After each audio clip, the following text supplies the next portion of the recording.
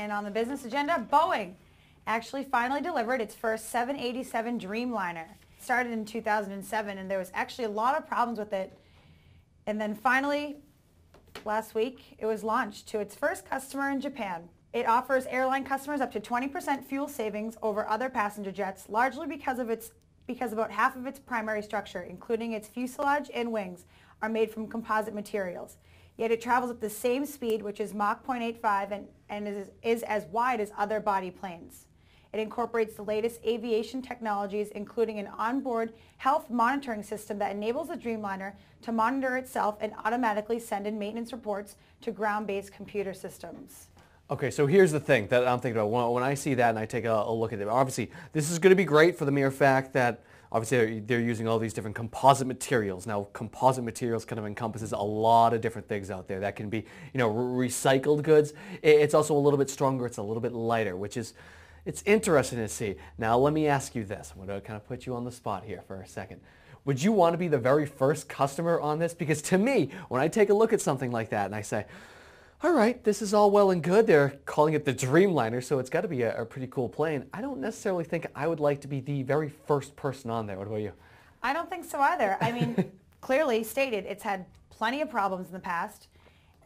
It had their first flight out in 2007, but there was challenges with the production work. There was shortages, and there was problems with the software. I mean, even though it's 3 years later, I still wouldn't feel safe on this. Yeah, it is a massive airplane. I mean, this isn't just one of the little ones that you see at the local airport. This is absolutely huge, to say the least. Well, what they're saying about this really is that it's going to streamline, and well, a lot of people are saying that, well, every airport, I think, needs this, basically. I mean, what are people saying on Twitter? You had people talking about this, right? Next time I have to fly, I want a dream flight with Boeing 787 Dreamliner.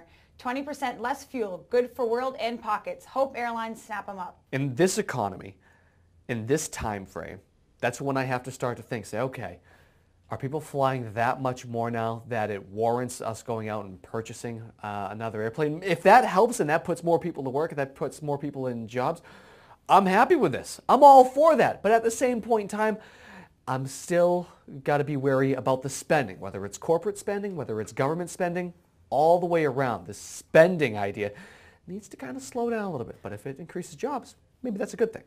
We're going to be talking business and we're going to be discussing grocery stores right now. Now, how many times, I mean, Jess, I'm sure you've been into the grocery store, you want to get in, you want to get out, you grab something real quick. So what do? You go to the self-checkout line. However, in Connecticut and Massachusetts, the Big Y food chain is saying, oh, you know what, we're going to scale down that. Recent studies have shown that actually people prefer standing, waiting in line, and talking to an actual cashier as opposed to walking through the self-checkout line. I think that people are just lazy and don't feel like doing it themselves.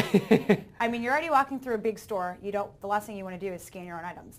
I buy a lot of fruit. One of the most annoying things ever in life is the fact that they're trying to check the scale, and when you put it in the bag, they say, well, the weight inside the bag is a little bit different than the weight that you actually put up on the scale. So they're saying, wait a minute, something's not right here. They're thinking that you stole food. And eventually, at the end of the day, a cashier does have to come over to you and help you out and just click 3 buttons and it's good to go. So that's one thing. That's my personal opinion. But what are people saying about this? Remember, that's what we're all about. We're about you guys to get involved. I said my biggest self-checkout beef is, like us, you use reusable bags. The machines are horrible. Put the bag down, error. Pick it up, error.